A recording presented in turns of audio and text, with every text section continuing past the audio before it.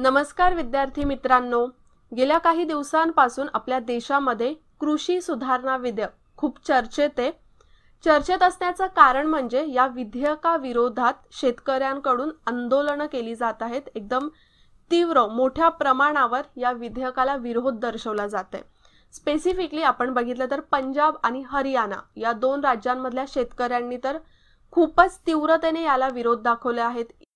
In fact Harsimrat Kaur ज्या केंद्रीय मंत्री होत्या, शिरोमणी अकाली दलमधून केंद्रामध्ये होत्या, त्यांनी सुद्धा त्यांच्या पदाचा राजीनामा दिलेला आहे या विधेयकाला विरोध दर्शवताना। पण आपल्याला या लेक्चरमध्ये कृषी सुधारणा विधेयक नक्की काय आहे हे नीट समजून घ्यायचंय आणि शेतकऱ्यांचा या विधेयकाला विरोध काय आहे ते नीट समजून घ्यायचंय। महत्त्वाचं म्हणजे आपण या लेक्चरमध्ये फक्त शेतकरी विरोध का करतायत, पूर्णपणे विधेयकाची चुकीची बाजू, निगेटिव्ह बाजूच नाही माहिती करून घेणार आहोत। सरकारचं या विधेयका संबंधीचे विचार काय आहेत, आता विधेयक एवढं त्यांनी आणलंय तर त्यांचं मत सुद्धा आपल्याला समजून घेणं गरजेचं आहे की नाही, आणि त्यानंतर आपण शेतकरी का विरोध करतोय, का एवढं शेतकऱ्यांची आंदोलनं होत आहेत ते नीट समजून घेणार आहोत। त्यामुळे सुरुवातीलाच तुमची मतं मांडू नका की ही विधेयक शेतकऱ्यांविरोधात आहेत, रद्दच केली पाहिजेत, पास नाही झाली पाहिजेत, असं काहीच म्हणू नका। पूर्ण लेक्चर बघा, दोन्ही बाजू नीट समजून घ्या आणि त्यानंतर तुमचं स्वतःचं मत तुम्ही मांडलात तरी चालेल। ओके, आणि नक्की मांडा, कारण की बघा परीक्षेसाठी तर हे लेक्चर महत्त्वाचं आहेच, कारण की ॲग्रिकल्चर रिलेटेड हे बिल आहे आणि प्लस विधेयकाला एवढा विरोध होतोय तर इंटरव्ह्यू मध्ये सुद्धा तुम्हाला यावर प्रश्न विचारला जाणारच आहे। ओके, मग या लेक्चरची PDF तुम्हाला विजन गव्हर्नमेंट जॉबच्या टेलिग्राम चॅनलवर मिळेल, तिथून तुम्ही डाउनलोड करू शकता आणि त्याचप्रमाणे लेक्चरची ऑडिओ फाईल सुद्धा डाउनलोड करू शकता। आणि परत एकदा तुमच्यासाठी रिमाइंडर आहे, राज्यसेवा 2021 या बॅचचे ॲडमिशन्स सध्या सुरू आहेत, लेक्चर्सना सुद्धा सुरुवात झालेली आहे। तुम्ही राज्यसेवेसाठी जर प्रिपरेशन करताय पुढच्या वर्षीच्या तर नक्की या बॅचला ॲडमिशन घेऊ शकता। ओके, मग मी लीना विजन गव्हर्नमेंट जॉबवर आपलं सगळ्यांचं अगदी मनापासून स्वागत करते। आपण बघूया आता ह्या विधेयकाची सुरुवात कशी झाली। 5 जूनला राष्ट्रपतींनी 3 कृषी अध्यादेश काढले होते, म्हणजे कृषी क्षेत्राशी रिलेटेड 3 ऑर्डिनन्स काढले होते। ओके, आता हे विधेयक आहे ते फक्त एकच विधेयक नाहीत तर टोटल 3 विधेयक आहेत, पण जो विरोध होतो ना तो एका विधेयकासंबंधीचाच आहे, ते आपल्याला पुढे समजून घ्यायचंच आहे। तर राष्ट्रपतींनी 5 जूनला 3 अध्यादेश काढले कृषी क्षेत्राशी रिलेटेड।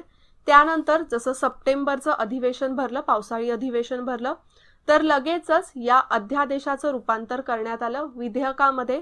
हे 3 कृषी सुधारणा विधेयक संसदेमध्ये मांडण्यात आले, लोकसभेमध्ये पहिल्यांदा मांडण्यात आले, त्यानंतर लगेचच या विधेयका विरोधात बरीचशी आंदोलनाला सुरुवात झाली। जे विरोधी पक्षाचे नेते होते त्यांनी भरपूर विरोध केला, पण तरी सुद्धा लोकसभेमध्ये सुद्धा हे विधेयक पास झालेत। त्यानंतर राज्यसभेमध्ये सुद्धा आवाजी मतदानाने हे विधेयक पास झालेले आहेत। आता हे आवाजी मतदान काय आहे ते पॉलिटिशी रिलेटेड आहे, तर ते नक्की काय आहे ना ते आपण नंतरच्या एखाद्या लेक्चरमध्ये समजून घेऊया। आजच्या लेक्चरमध्ये आपल्याला कृषी सुधारणा विधेयक काय ते समजून घ्यायचे। ओके, आता इथे दोन्ही सभागृहांमध्ये विधेयक पास झालेले आहेत, तर त्यानंतर आता राष्ट्रपतींकडे जाईल। जर राष्ट्रपतींनी त्यावर सिग्नेचर केलं तर त्याचे कायद्यात रूपांतर होणार आहे। आता अध्यादेश कसं काम करतं हे सुद्धा तुम्हाला माहिती असलंच पाहिजे। जसं राष्ट्रपती जर समजा एखादा कायदा करण्याची गरज लागलीच तर त्यावेळेला अधिवेशन नसेल आणि त्यावेळेला जर समजा संसदेचं अधिवेशन नसेल तर राष्ट्रपती असा कायद्यासाठी एखादा अध्यादेश काढतात। ओके, पण त्या अध्यादेशाला संसदेचं अधिवेशन भरल्यानंतर मान्यता मिळाली पाहिजे, संसदेमध्ये ते स्वीकार झालं पाहिजे। जर स्वीकार झालं नाही तर तो अध्यादेश तिथेच रद्द होईल, आणि जर स्वीकार करायचं असेल तर त्याचं एक प्रॉपर बिल संसदेमध्ये मांडून त्या विधेयकाचं कायद्यात रूपांतर केलं जातं, म्हणजे त्याला संमती देऊन त्यानंतर राष्ट्रपतींकडे जाऊन। तर अशाच प्रकारे इथे सुद्धा ही प्रक्रिया होणार आहे। हे विधेयक रद्द नाही झाले, हे अध्यादेश रद्द नाही झालेला आहे, पण त्याचं विधेयकात रूपांतर होऊन दोन्ही सभागृहांमध्ये ते बिल पास झालेलं आहे। ओके, मग ही 3 विधेयके कोणकोणती आहेत? एक म्हणजे शेती उत्पन्न व्यापार आणि वाणिज्य प्रोत्साहन व सुलभता विधेयक 2020। त्यानंतर दुसरं विधेयक आहे ते म्हणजे शेतमाल हमी भाव आणि शेती करार, शेती सेवा करार सबलीकरण आणि संरक्षण विधेयक 2020। आणि तिसरं जे विधेयक आहे ते आहे अत्यावश्यक दुरुस्ती विधेयक 2020. महत्वाचे ज्या तरतुदी आहेत तर त्या 2 विधेयकांमध्ये आणि जास्त जो विरोध आहे तो या पहिल्या विधेयकांमधल्या तरतुदींमुळे होतोय. मग पहिलं जे विधेयक आहे शेती उत्पन्न व्यापार आणि वाणिज्य विधेयक 2020. या विधेयकानुसार सरकारने काय दिलेलं आहे शेतकऱ्याला, तर या विधेयकामध्ये एक अशी तरतूद आहे की शेतकरी त्याचा जो शेतीमाल आहे ना तो विकण्यासाठी बाजार समिती व्यतिरिक्त बाजार समितीच्या बाहेर सुद्धा तो आपला शेतीमाल विकू शकतो. आता ही बाजार समिती काय आहे बरं, या बाजार समित्यांनाच आपण APMC म्हणून ओळखतो. APMC म्हणजेच ॲग्रिकल्चर प्रोड्यूस मार्केट कमिटी. याचा अर्थ काय होतो, बाजार समित्या, किंवा ह्याला बऱ्याच ठिकाणी मंडी किंवा मंडई म्हणून सुद्धा तुम्ही बघितलं असेल बघा लिहिलेलं, किंवा APMC's मार्केट म्हणून लिहिलेलं असतं. आता या APMC's मार्केटमध्ये काय होतं, शेतकरी पूर्वीपासून असं नाहीये की खूप अशा ट्रॅव्हलच्या फॅसिलिटीज अवेलेबल होत्या. मग शेतकरी काय करतात तर त्यांचा जो शेतीमाल आहे तो या APMC's मध्ये जाऊन विकतात. APMC's ऍक्ट 1960 मध्ये संमत करण्यात आलेला आणि त्यानुसार राज्य सरकार त्याच्या राज्यामध्ये या बाजार समित्यांची स्थापना करू शकतो. तुम्हाला इथे माहित असणं खूप गरजेचं आहे की कृषी जो विषय आहे तो कोणाच्या अंडर येतो, कोणत्या सूचीच्या अंडर येतो, राज्य सूची अंतर्गत. मग राज्य अशा प्रकारच्या APMC स्थापन करू शकतो. मग जिकडे तिकडे राज्याला जसं वाटेल त्या त्या ठिकाणी या बाजार समित्यांची स्थापना होते, या मंडईची स्थापना होते. मग शेतकरी काय करतो तर या मंडईमध्ये दलाल असतात किंवा व्यापारीच असतात, पण त्यांना म्हटलं जातं दलाल किंवा मिडलमॅन. आता हे मिडलमॅनकडे शेतकरी माल विकतात. मग या मिडलमॅन कडून पुढचे जे विक्रेते असतात, म्हणजे जे आपण रिटेलर, ज्यांच्याकडून आपण भाजी खरेदी करतो ना, अशा या विक्रेत्यांना हे दलाल पुढचा जो शेतमाल असतो तो विकतात.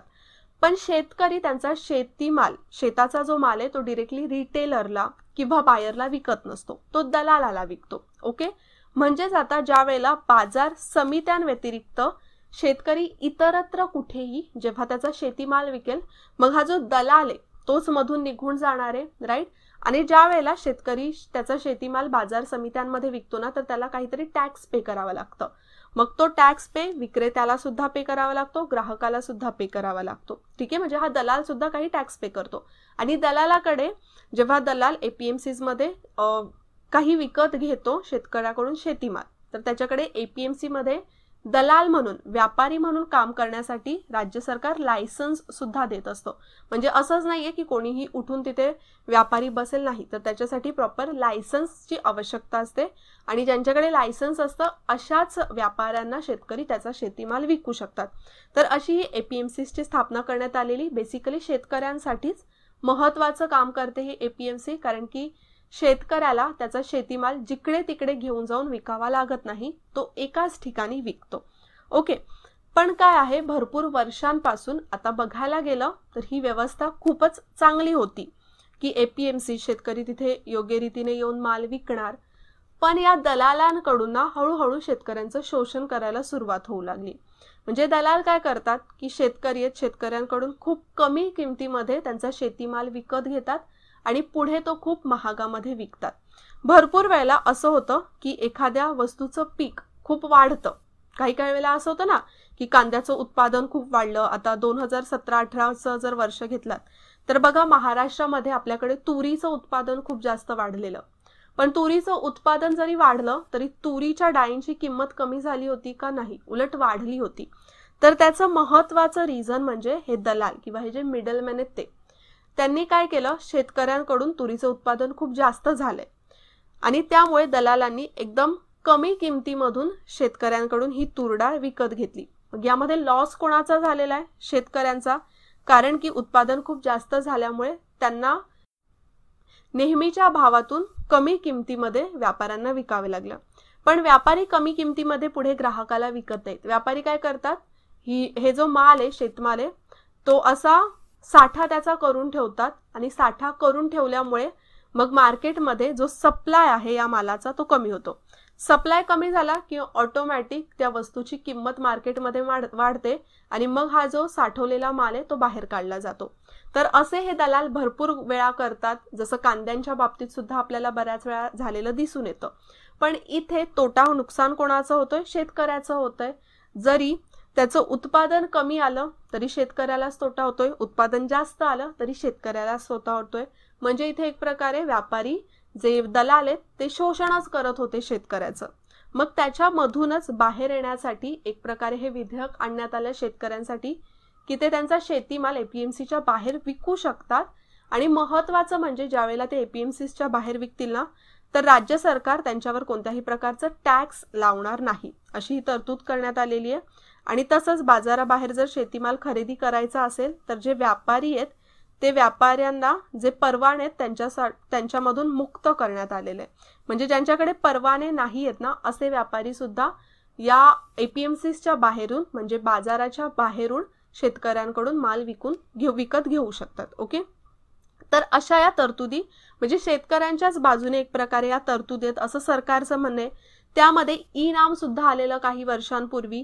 ई नाम म्हणजेच काय तर ई नॅशनल ॲग्रिकल्चर मार्केट. तर हे एक असं पोर्टल सरकारने आणलेलं की ज्याच्या माध्यमातून शेतकरी त्यांचा माल डिरेक्टली रिटेलरला विकू शकत होता किंवा ग्राहकाला विकू शकत होता. मग त्यामध्ये सुद्धा कुठे दलाल नव्हता. पण ई नामच्या बाबतीत काय झालं, आता शेतकऱ्यांकडे तेवढं नॉलेज नाहीये, टेक्नॉलॉजी त्याप्रमाणे त्याला यूज करता येत नाही, त्यामुळे ई नामचा वापर तेवढ्या प्रमाणात झाला नाही. हा, पण काही मोठ्या मोठ्या शेतकऱ्यांकडून ई नामचा वापर करण्यात आलेला आहे. तर असा या काही गोष्टी आहेत ज्या विधेयकामध्ये तरतुदी त्याच्या करण्यात आलेल्या आहेत. आता दुसरं विधेयक आहे ना, त्या दुसऱ्या विधेयकात काय तर शेतमाल हमी भाव आणि शेती सेवा करार विधेयक आहे. याच्यामध्ये काय करण्यात आलंय तर जे थेट विपणन आहे म्हणजे डिरेक्टली जे शेतमालाचं डायरेक्ट व्यवस्थापन विपणन शेतकरी करू शकत होते, त्याचं मार्केटिंग शेतकरी करू शकत होते. जसं शेतकऱ्यांना या विधेयकाद्वारे जे ॲग्री बिझनेस फर्म्स असतात किंवा जे मोठमोठे घाऊक व्यापारी असतात किंवा जे मोठे किरकोळ व्यापारी सुद्धा असतात, जे रिटेलर सुद्धा असतात, निर्यातदार असतात, यांच्याशी डिरेक्टली जोडण्याचं काम या विधेयकाद्वारे करण्यात येत होतं. म्हणजे यामध्ये सुद्धा मध्यस्थांची भूमिका पूर्ण काढून टाकली आहे आणि असं डिरेक्टली विकल्यामुळे त्यांच्या शेतमालाला एक चांगला भाव मिळेल असं या विधेयकामध्ये एक हमीच देण्यात आलेली आहे असं तुम्ही म्हणू शकता. त्यामुळेच इथे आहे ना शेतमाल हमी भाव असं या विधेयकाचं नाव आहे. आणि तसंच या विधेयकाने कृषी उत्पन्न राष्ट्रीय आणि आंतरराष्ट्रीय बाजारात नेण्यासाठी पुरवठा साखळी तयार करणे आणि कृषी मूलभूत सुविधांच्या विकासासाठी खाजगी क्षेत्रातील गुंतवणुकीस प्रोत्साहन दिले जाईल. आणि तसंच यामध्ये एक महत्त्वाची तरतूद करण्यात आलेली आहे की शेतकरी आधीच आपल्या शेतमालाच्या पुरवठ्यासाठी लिखित करार करू शकतो. लिखित करार करू शकतो ना, यालाच म्हटलं जातं कॉन्ट्रॅक्ट शेती किंवा करार शेती. आता ही करार शेती काय असते ते एकदा मी तुम्हाला सांगते म्हणजे समजेल.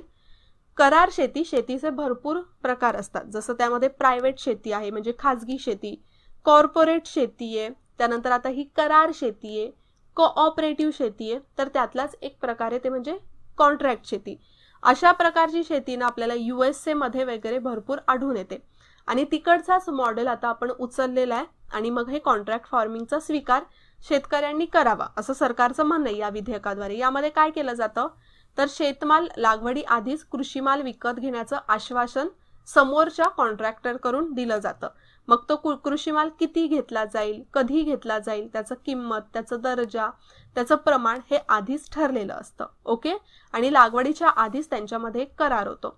म्हणजे शेतकऱ्याला इथे एक हमी मिळते की त्याचं जे उत्पादन आहे ते लागवडीच्या आधीच विकलं गेलेलं आहे. ओके, त्यालाच आपण म्हणतो कॉन्ट्रॅक्ट शेती. तर असं होतं हे दुसरं विधेयक. तिसरं विधेयक होतं ते म्हणजे अत्यावश्यक वस्तू दुरुस्ती विधेयक 2020. आता यामध्ये काही नाहीये, एवढे जास्त नाहीये, फक्त सरकारने काय केलं, आता हे जे तिन्ही विधेयक आहेत ना ते पॅन्डेमिक मध्ये आलेले आहेत आपल्या म्हणजे लॉकडाऊन मध्ये. ते सुद्धा का आलेले आहेत कारण की शेतकऱ्यांना त्यांचा शेतमाल योग्य रीतीने विकता यावा म्हणूनच. आणि याच वेळेला ज्या अत्यावश्यक वस्तू आहेत, काही ज्या अत्यावश्यक सेवांमध्ये होत्या जसं धान्य, डाळी, तेलबिया, खाद्यतेल, कांदे, बटाटे इत्यादी वस्तूंना अत्यावश्यक यादीतून काढून टाकण्याचा प्रस्ताव दिला गेलाय. म्हणजेच यामध्ये काय होणार आहे की या ज्या सगळ्या वस्तू आहेत त्या अत्यावश्यक गोष्टींमधून काढून टाकल्या जातील. आता हे ज्या अत्यावश्यक वस्तू यांची लिस्ट का बनवण्यात आलेली तर जो साठा होतो ना, जसं मी तुम्हाला सांगितलं साठा केला जातो बऱ्याच वेळेला व्यापाऱ्यांकडून, शेतकऱ्यांकडून, मोस्टली तर व्यापाऱ्यांकडून. तर हा साठा कमी करण्यासाठी किंवा साठा पद्धत काढून टाकण्यासाठी सरकारने हे अत्यावश्यक वस्तूंची एक लिस्ट बनवलेली की ज्यामुळे या वस्तूंच्या साठ्यावर पूर्णपणे निर्बंध आणण्यात आले होते. ओके, पण मग या ज्या सगळ्या वस्तू आहेत त्या अत्यावश्यक यादीतून काढल्यामुळे शेतकरी आता धान्य, डाळी, तेलबिया यांचा स्टॉक करू शकतो. पण अशा फक्तच काही जर समजा नैसर्गिक संकट आलं किंवा युद्धजन्य परिस्थिती आली तर त्यावेळेला तो साठा करू शकणार नाही, पण अदरवाईज तो साठा करू शकतो. ओके, मग बघायला गेलं तर हे विधेयक शेतकऱ्यांच्याच बाजूने, दलालच नाहीसा होईल. म्हणजे पूर्ण जो प्रॉफिट आहे शेतीमाल विकल्यानंतर तो कम्प्लीट प्रॉफिट हा तर शेतकऱ्यांनाच जाणार आहे. मग तरी सुद्धा शेतकरी याला एवढे विरोध का करतायत? पंजाब आणि हरियाणामधल्या शेतकऱ्यांनी याला प्रामुख्याने विरोध दर्शवला. सुरुवातीला जेव्हा ऑर्डिनन्स आणलं होतं ना त्यावेळेलाच, तेव्हा तर आपल्याकडे एकदम प्रॉपर स्ट्रिक्ट लॉकडाऊन होतं, सरकारने जमावबंदी घातली होती. त्यावेळेला सुद्धा ट्रॅक्टर रॅली पंजाबमधल्या शेतकऱ्यांनी काढली होती.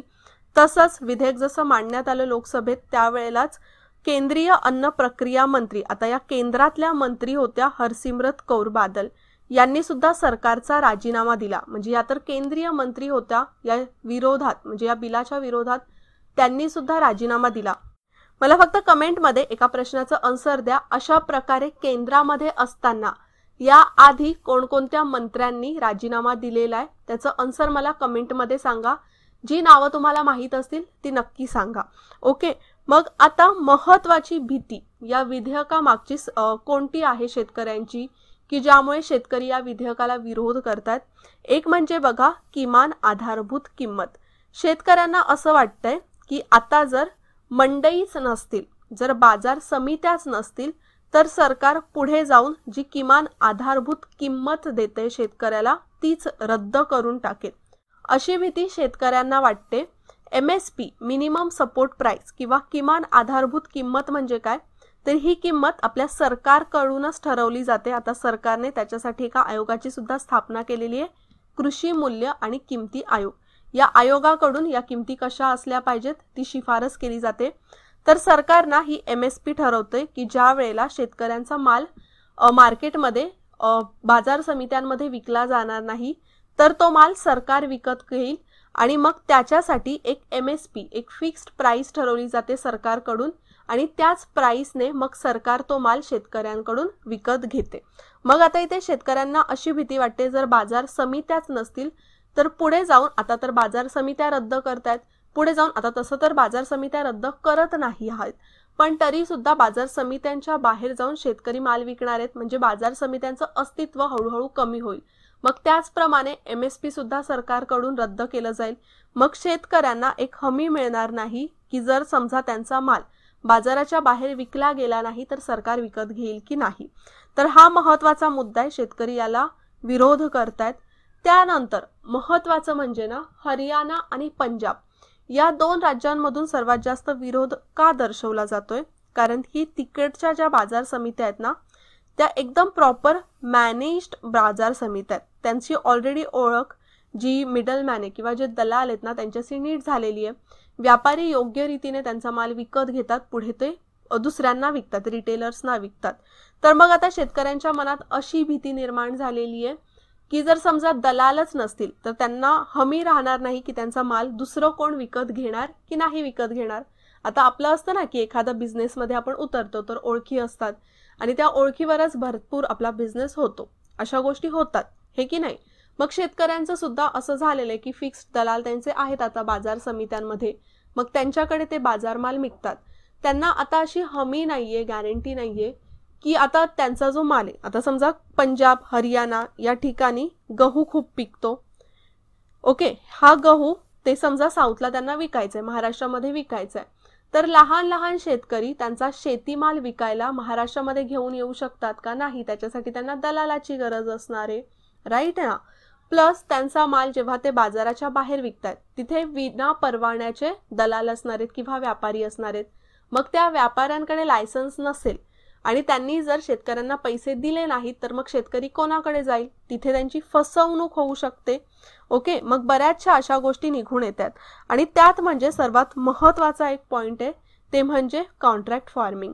यामध्ये मोठमोठ्या व्यापाऱ्यांकडून शेतकऱ्यांचं शोषण केलं जाऊ शकतं. आता हे शोषण कसं केलं जाऊ शकतं, जसं मी तुम्हाला सांगितलं कॉन्ट्रॅक्ट फार्मिंग. ऑलरेडी जो मॉड्यूल घेतला आहे तो USA मॉडेलवरून आहे, पण हा ऑलरेडी मॉडेल USA मध्ये फेल झालेला आहे. या कॉन्ट्रॅक्ट फार्मिंगमुळे जे मोठमोठे व्यापारी आहेत त्या व्यापाऱ्यांकडून शेतकऱ्यांचं शोषण होतंय आणि USA मधल्या सुद्धा लहान लहान जे शेतकरी आहेत ते आत्महत्या करतात. म्हणजेच एक प्रकारे भारत आता इथे जे फेल झालेलं मॉडेल आहे ते अवलंबणार आहे का? इथे व्यापाऱ्यांकडून शेतकऱ्यांचं शोषण होऊ शकतं. तर ही मोठी समस्या शेतकऱ्यांसमोर आहे. म्हणजे शेतकऱ्यांचं म्हणणं आहे की जे आता सुरू आहे ते त्यांच्यामध्ये खुश आहेत. टेक्नॉलॉजी त्यांना नीट वापरता येणार नाहीये. जरी ई नाम असेल तरी ई नामचा वापर त्यांना तसा करता येणार आहे का? तर कदाचित भरपूर शेतकऱ्यांना नाही करता येणार आहे. मग असे प्रश्न सगळे शेतकऱ्यांसमोर उभे आहेत. मग यामध्ये सर्वात मोठा रोल आता सरकारचा आहे. सरकारच्या मते जरी हे ज्या तरतुदी सरकारने आणलेल्या आहेत किंवा जे बिल सरकारने आणलेले आहे ते बिल शेतकऱ्यांचा जर उपयोगाचं आहे तर त्याचं इम्प्लिमेंटेशन सरकारकडून योग्य रीतीने झालं पाहिजे. शेतकऱ्यांना जेव्हा ते बाजाराबाहेर माल विकतात, देशामध्ये कुठेही माल विकतात, तर त्यासाठी सुद्धा त्यांना एक मदत मिळाली पाहिजे की त्यांचा माल स्वतःचं मार्केट कोणत्या तरी नवीन ठिकाणी तयार करणं तेवढं कठीण नसतं. मग शेतकऱ्यांच्या समोर तो प्रश्न तर उभा राहणारच आहे, हो की नाही? आणि तसंच जर मोठ्या व्यापाऱ्यांकडून शेतकऱ्यांची जर पिळवणूक झालीच तर शेतकरी कोर्टामध्ये जाऊ शकतात, तशी सुद्धा तरतूद करून देणार आहेत. पण आपल्याकडे म्हणतात ना, कोर्टाची पायरी कधी चढू नये. जर कोर्टामध्ये ते गेले तर शेतकरी त्याचा शेतीमाल विकणार की कोर्टामध्ये केस लढवत राहणार, हिअरिंग्सना जात राहणार. या सगळ्या समस्या शेतकऱ्यांसमोर उभे राहिल्यात आणि त्यामुळे शेतकरी याला विरोध दर्शवतात. ओके, मग आता इथे जर बघायला गेलं तर सरकारने हे विधेयक तर शेतकऱ्यांसाठीच आणलेलं आहे. यामध्ये शेतकऱ्यांचा फायदा तर होणारच आहे, पण त्याचं जर इम्प्लिमेंटेशन नीट झालं नाही तर शेतकऱ्याला त्याचा झिरो फायदा होईल. म्हणजे शेतकऱ्याची जी भीती आहे ना ती खरी ठरेल.